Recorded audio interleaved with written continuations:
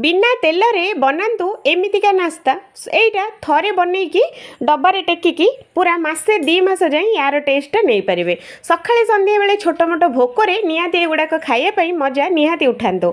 शीत दिन तो आसीगला आ लेट करूँ शीघ्र शीघ्र जातु। एमती गोटे 5 मिनट ये रेसिपीटा बनातु गरमा गरम चा सांगे गरमा गरम नमकीन एटा परसी दिंतु।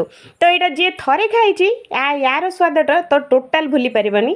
खास कथा रहा यहाँ बिना तेल रे बहुत ही स्वादिष्ट बहुत ही बढ़िया लगे। अब जी गुड़ाक क्रिस्पी जो हो देखिकी आपण मैंने जापे। तो चलतु रेसिपी आड़ को पलैबा। तो मुझे गोटे जगह नहीं जाइए देहरे पकेबी 250 हम यहाँ अटा। तो आपण मैंने चाहिए मैदारे भी बनई पारे। तो यहाँ मुझे 250 मु अटा नहीं जाइए। तो यहाँ मुझे गोटे मापिकी नहीं जी कौटे भी गोटे सेट करे से मापिकी नहीं जी। तो देहरे मुझे पकई नहीं गोटे चुटकी आमर खाइबा सोडा ता देहरे पकई ने 1/2 टी स्पून रू भी कम आमर सोफ तापर 1/2 टी स्पून खंडे आमर धला राशि तापर अल्प टिके नाको 1/2 टी स्पून आमर आजवाइन ताको टिके हाथ रे ताको क्रश करके पकईदबा तार बास्नाटा बहुत बढ़िया आसीबो। तो स्वाद अनुसार लुण टिके नाको पकेबा अल्प टिके नाको 2 ରୁ 3 चामच खंडे तेल देकी आको भल से आम खास्ता करवा। तो खास्ता सेतिकी पर्यंत करेंगे जमीती कि मुठा धरिले मुठा हो। तो मोर खास्ताटा पूरा रेडी हो गलानी। आको पानी दे दे अल्प अल्प पानी दे दे आको गोटे बढ़िया अट्टाटे चकुड़ी नवा। तो बेसी पानिया करवानी बेसी मोटा करवानी जमीती कि आम जो रुटी करुचे ताठू टिके नाको हार्ड रहिबो। जमीती आम रुटी पई अट्टा जो आम चकुटुचे ताठू टिके नाको हार्ड रखिबे। तो मोर अट्टा चकटाटा शेष या घोड़े गोटे 5 मिनट छाड़ीदबा। तापर चलतु बेलिबा। तो या दुईटा डिवाइड कर देइछि। तो मु गोटे या बेलिकी मुझे देखौछि बेसी मोटा करवानी बेसी पतला करवानी आको बढ़िया से आम बेली नबा। तापर तेल आमर अट्टा देकी आको आउ थरे रोल टाइप रो करिकी एमिति बुलेकी आको आउ थरे बेलिबा। तो देखिपे एमती 2 ରୁ 3 थर करदबा। तो एमती करदेले खास्ताटा ऑटोमेटिक हो। तो बहुत ही टेस्टी लगे बहुत ही क्रिस्पी हो। जदि एमती जदि तैयारी करती तो क्रिस्पी बहुत हम।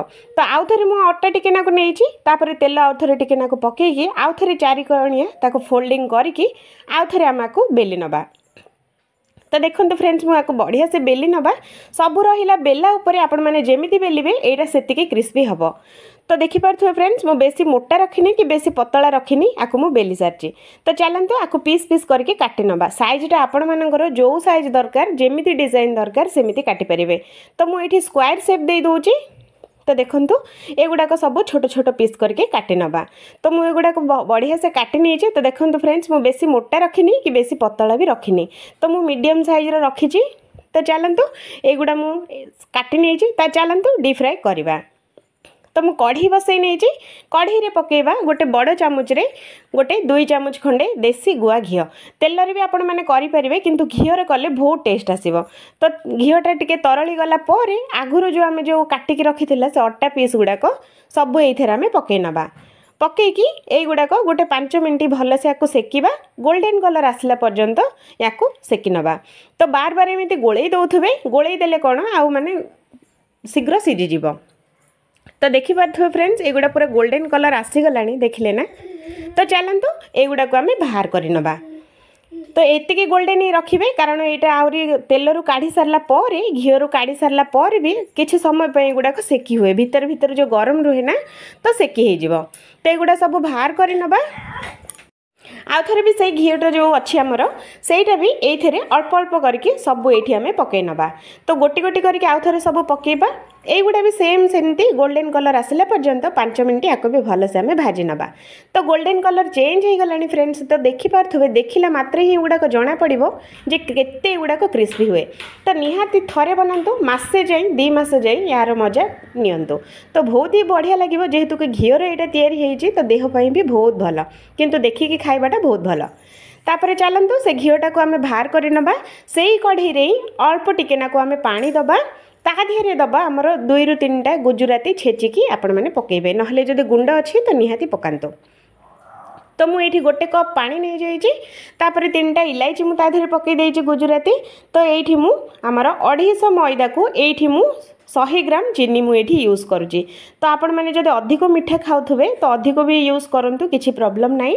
मुझे किंतु 250 मैदा को आर क्वांटिटी होची 100 ग्राम चीनी तो युवा को क्यारामेल हाँपाई देदेबा तो युवा को गोटे 2 मिनट फुटापी देवा ता धीरे अल्प टिके नाकू आमर फूड कलर ये मुझे पकई नौ जेहेतु कि ऑरेंज कलर आसिले बहुत बढ़िया देखा सुंदर भी देखा तो से मुझे टिके नाकू फूड कलर मुझे पकाऊँच आपण मैंने निहाती थिले पकेबे ना स्किप भी करें ताको भल से गोलेबा एमती पितिपातिया टेकिकी देखा जे पूरा जदि पतला जदि दार जदि होची तो भावे जे पागटा पूरा हो गलानी तो देखिपे फ्रेंड्स बेसी मोटा करेंगे बेसी पतला करेंगे हाथ में एमती टेकिकी देखिए जदि तार परी जदि होची माने गैस टाको पूरा बंद करदेवे तो मोर एगुड़ा पूरा परफेक्ट हो जाए चीनी सिराटा मोर पूरा बढ़िया से हो सारी तो एबे आगुरी जो छाणिक जो रखी नमकीन गुड़ाक ये आम पकई नवा पकईकी 2 ରୁ 3 मिनट आपको भलसे गोलेबा जेहेतु कि से सिराटा पूरा चारिआडे हम है पर्यंत आपको भलसे आम गोलेबा मोर कढ़ईटा टी छोट होगला फ्रेंड्स आपण मैंने निहाती बड़ जगार तैयारी करेंगे